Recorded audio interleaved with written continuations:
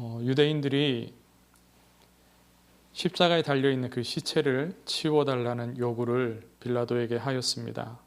왜냐하면 안식일이 시작되는 그 일몰, 해 지는 시간 전까지 시체를 방치하면 안 되는 하나님의 율법이 있습니다. 그래서 안식일 전에, 해지기 전에 시체들을 그 십자가에서 내리고 또 무덤에 두는 것까지 다 정리를 이렇게 하는 것까지 완료를 해야 됩니다. 그런데 문제는 뭐냐 하면은 보통 이 십자가형은 금방 사람이 죽지를 않습니다. 조금씩 호흡이 힘들고 또 기력이 다 쇠하기까지 고통을 받게 하는 그러한 목적을 가진 형이기 때문에 보통 이 십자가에 달리면은요, 사람이 며칠씩 살아 있습니다. 계속 고통을 받으면서 조금씩 쇠약해져 가는 거죠. 완전히 숨을 거두기까지 며칠도 걸리고요. 그리고 죽고 나서도 그 로마의 식민지 백성들에게 본보기를 삼기 위해서 계속 십자가에 그 시신을 달아놓습니다. 사람들이 다 볼 수 있는 곳에 그래 걸어놓습니다. 그런데 특이하게도 예수님은 십자가에 달린 지 몇 시간 만에 숨을 거두셨습니다.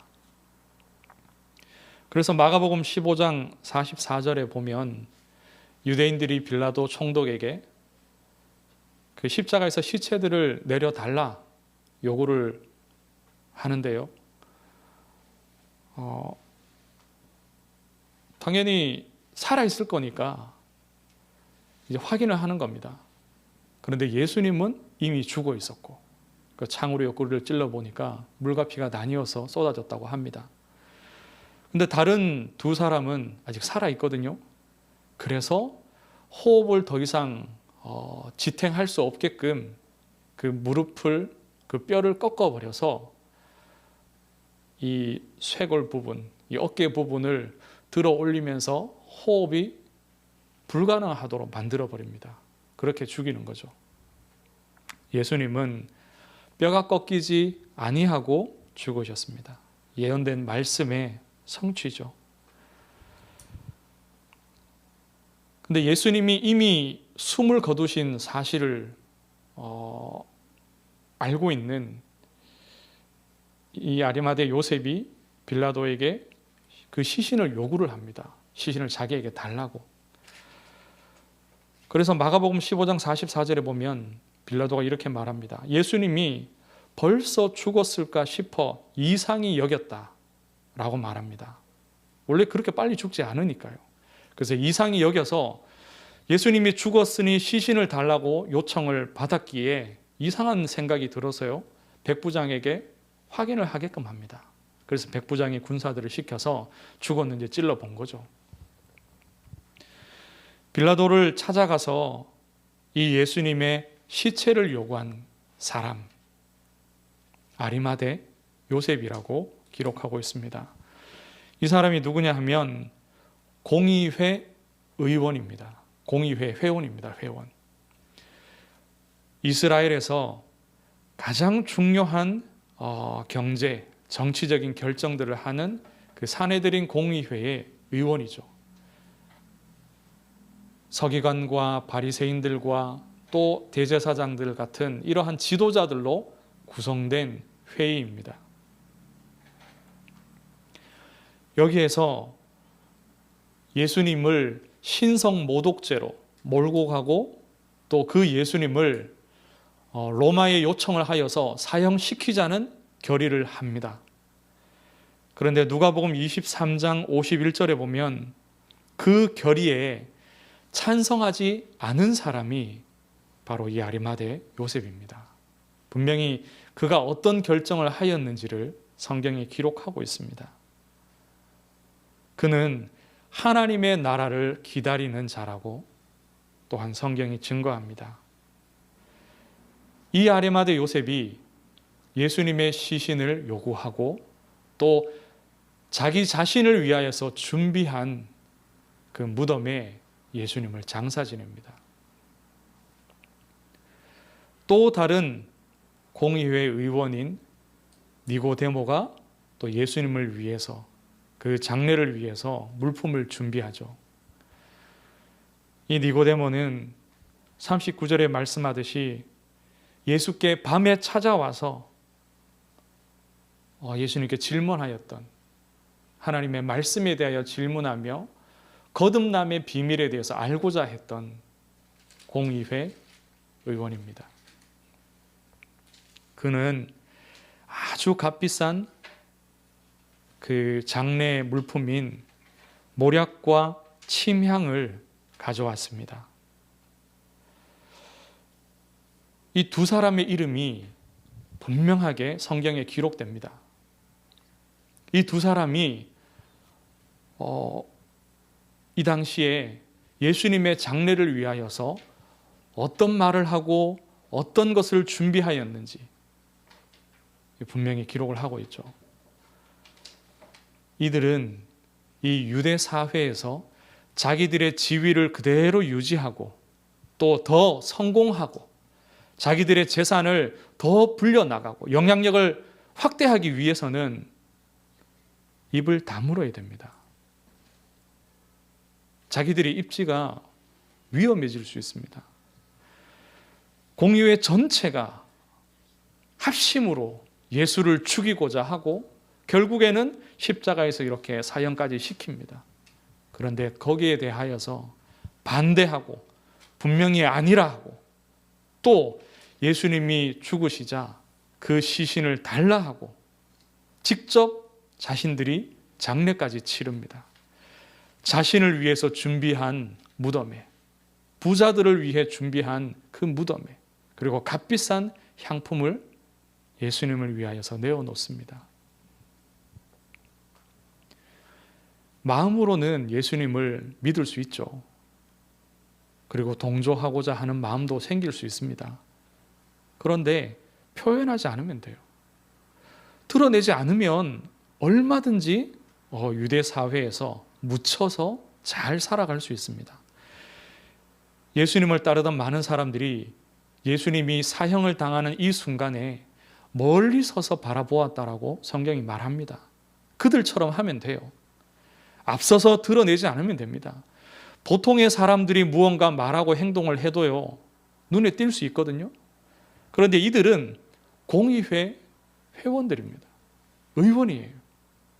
그들의 지위는 그들이 누군지 유대 사람들이 알아볼 만한 위치에 있는 그러한 지위입니다. 그들이 입고 있는 옷도 다를 것이고 행동도 말도 다 다를 것이기 때문에 이 사람들이 무언가 말하고 행동하면요, 유대 사회에 주목을 끌게 됩니다. 그리고 같은 공의회 의원들이 가만히 있겠습니까? 그런데 그들은 나서서 그리스도의 장례를 위한 준비를 합니다. 예수님 자신은 자신의 죽음을 앞두고서요, 아무런 장례 준비를 하지 않으셨습니다. 무덤을 준비하거나 물건을 준비하거나 사람을 준비하거나 아무런 걸 하지 않아요. 그런데 누가 준비하냐? 아리마대 요셉과 또 니고데모가 준비했습니다. 이들이 준비한 것으로 보여지지만 사실은 누가 준비했냐? 하나님이 준비하셨습니다. 하나님께서 사람을 준비하시고 하나님께서 장소와 무덤과 물건을 다 준비하셨습니다. 예수님께서 이 땅에 오실 때 아무것도 가져오지 않으셨습니다. 그러나 하나님께서는 이 복음의 사역, 구원 사역, 그리스도의 그 사역을 위하여서 모든 것을 다 준비하셨습니다.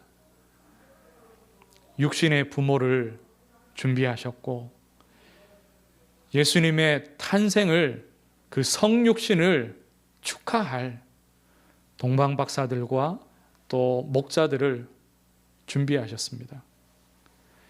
그리고 예수님과 함께 이 땅에서 사역할 그 12 제자를 준비하셨고요. 그리고 이들이 유대의 이곳저곳을 다니면서 먹고 마시는 데 필요한 돈, 잠자는 데 필요한 묵을 곳들, 숙소들 다 준비하셨습니다. 그리고 예루살렘에 예수님께서 입성하실 때 나귀를 타고 가셨거든요. 왕이시지만 겸손하게 작은 나귀를 타고 입성하십니다. 그런데 그 나귀도 하나님께서 준비하셨습니다. 원래 이들의 소유가 아니었어요. 하나님께서 준비하셨습니다. 그리고 유월절을 앞두고 제자들과 함께 만찬을 나누셨을 때 그 장소도 하나님께서 준비해 주셨습니다. 예수님이 채찍을 맞은 후에 힘이 없어서 원래는 십자가형을 당하는 죄인이 자기 십자가를 지고서 그 골고다 언덕을 올라가야 되지 않습니까? 근데 예수님이 힘이 없으니까요. 그 군사들이 그냥 근처에 있는 한 사람을 지목하여서 예수님의 십자가를 지게 합니다. 그 나무를 대신해서 짊어지고 언덕을 올라가게 해요. 구레네 사람 시몬이라고 합니다. 그런데 이 사람도 하나님께서 준비하셨습니다. 오늘 이 무덤과 향품을 준비한 두 사람의 공의회 이 의원들도 하나님께서 준비하셨습니다. 마태복음 16장에 보면 예수님께서 직접 말씀하시죠. 그리스도를 믿는 그 믿음, 그 고백 위에, 이 반석 같은 그 고백 위에 자기의 교회를 세우시겠다고 말씀하십니다. 그리고 음부의 권세가, 사단의 권세가 이 교회를 이기지 못할 것이라고 말씀하셨습니다. 정말로 믿어지십니까? 교회는 절대 흔들릴 수 없고 그리스도께서 세우신 이 교회는 절대 무너지지 않는다는 이 사실이 정말로 믿어지십니까? 죄송하지만 저는 보이는 상황을 보면은요, 제 믿음이 흔들립니다, 사실.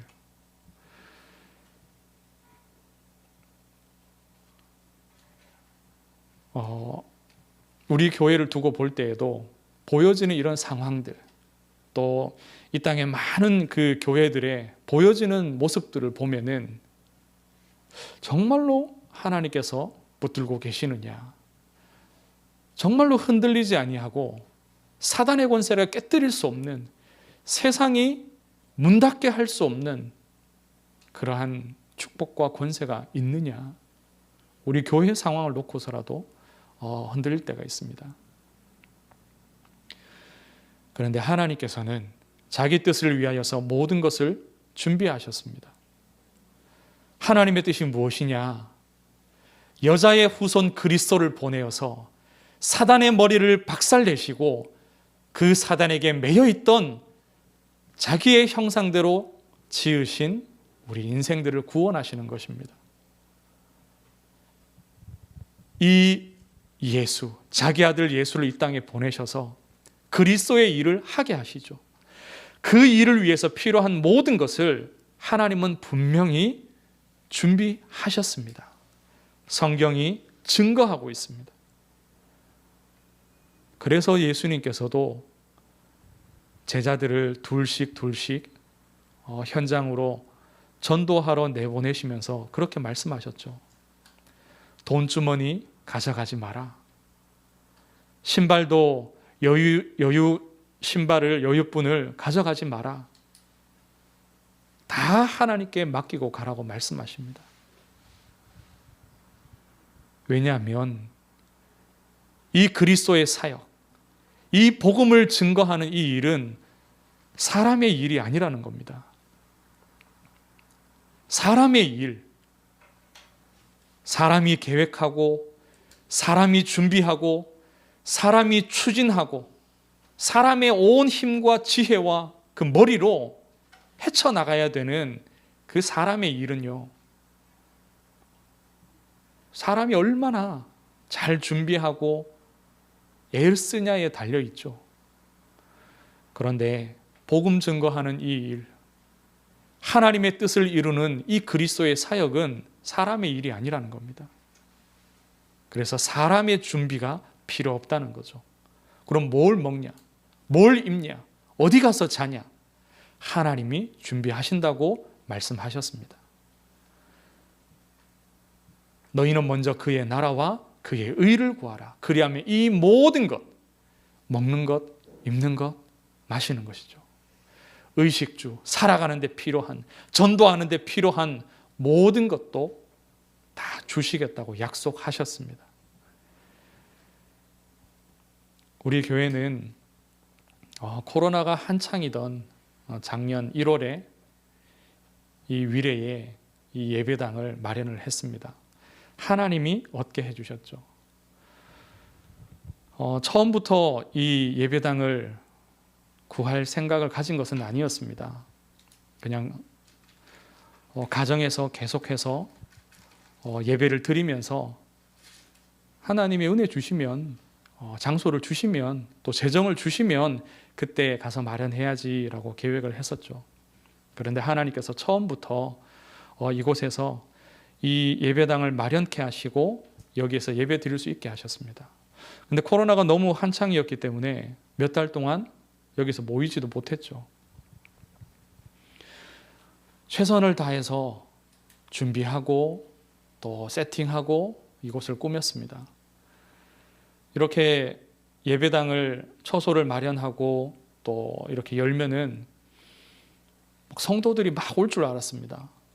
아니, 하나님이 여시니까, 하나님이 이렇게 준비하셨으니 하나님이 사람도 보내시고 그렇게 교회를 성장시켜 나가실 줄 알았는데 그렇게 안 하셨죠. 1년 동안 하나님이 아무도 보내지 않았습니다. 1년 만에, 1년이 지나서 이제 몇 가정이 교회로 왔고 함께 예배 드렸습니다. 그러다가 몇 달 만에 다 나가셨고요. 현장에서 매일 말씀으로 양육받던 그런 분은 결국 교회화가 되어지지 않았습니다. 굉장히 낙심이 되고 또 흔들리기도 했었습니다. 그런 때에 하나님이 제게 심어주신 마음이 있습니다. 모이는 사람은 없지만 현장으로는 하나님이 저를 계속 보내셨어요. 특히나 가장 영적인 전방에.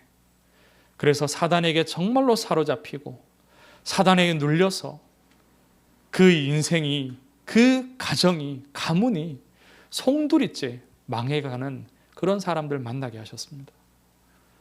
그리고 이 사역을 하는 전도자들이 정말로 드물다는 것도 알게 하셨습니다. 그러면서 하나님이 제 마음에 주신 것이, 혹시 하나님이 예배당을 닫게 하시고 또 사람을 보내시지 않는다 할지라도 우리는 여전히 그리스도 믿음 위에 세워진 교회이고, 저는 여전히 하나님이 목회자로, 전도자로 그 직분을 주신 사람이라는 겁니다. 그래서 보여지는 그런 것들이 없다 할지라도 계속해서 이 현장에서 나는 그리스도의 복음을 전해야겠구나, 이 마음을 하나님 주셨습니다. 나는 계속해서 전도한다.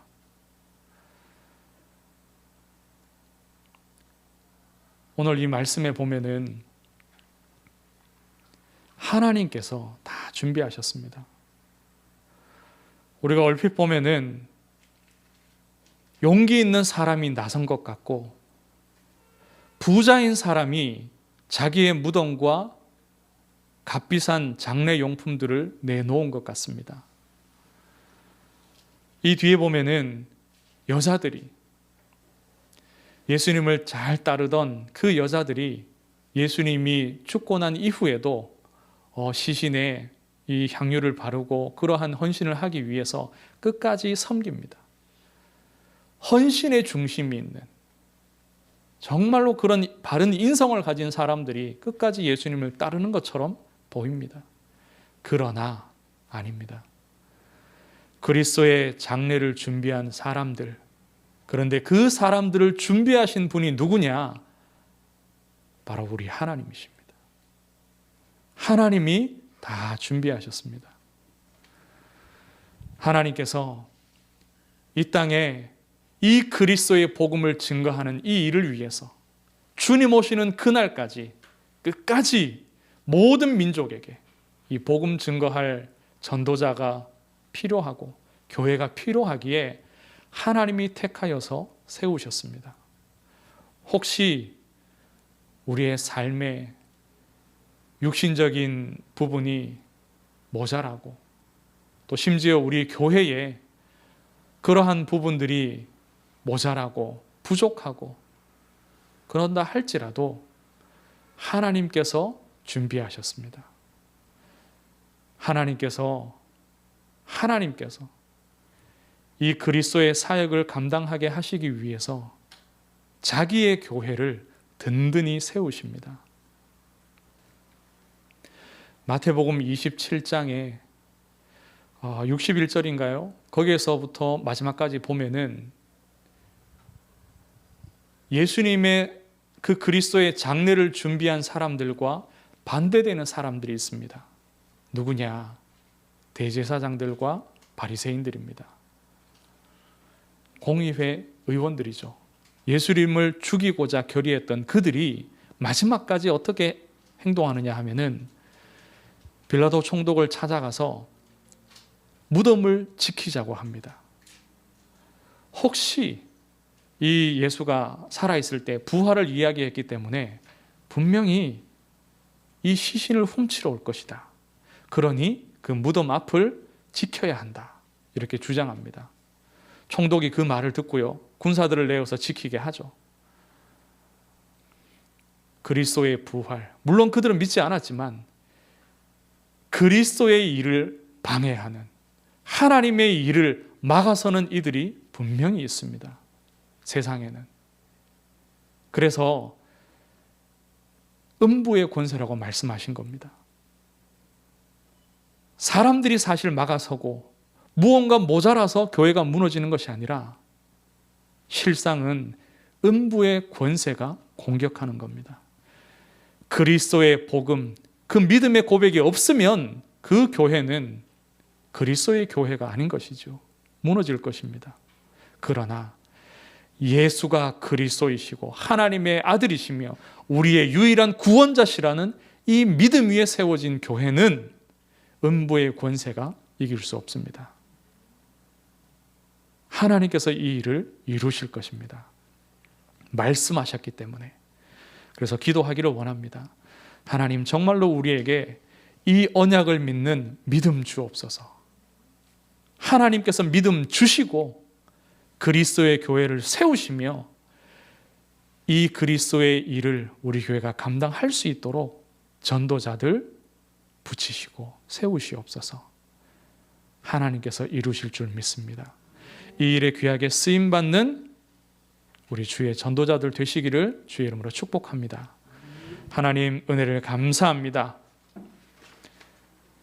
우리의 믿음과 상관없이 먼저 은혜 주시고 우리를 하나님의 백성으로 불러주시니 감사합니다. 하나님의 전도자로 세우셔서 주의 교회를 섬기게 하시고 그리스도의 일을 감당케 하시니 감사합니다. 믿음 주시옵소서. 성령으로 충만케 하옵소서. 하나님이 준비하신 주의 전도자들, 제자들 보내시고 세우시며 하나님 전 세계 237 나라와 복음 받지 못한 모든 종족들을 향하여서 이 복음 들고 갈 수 있도록 역사하여 주옵소서. 살아계신 예수 그리스도 이름으로 기도드리옵나이다. 아멘.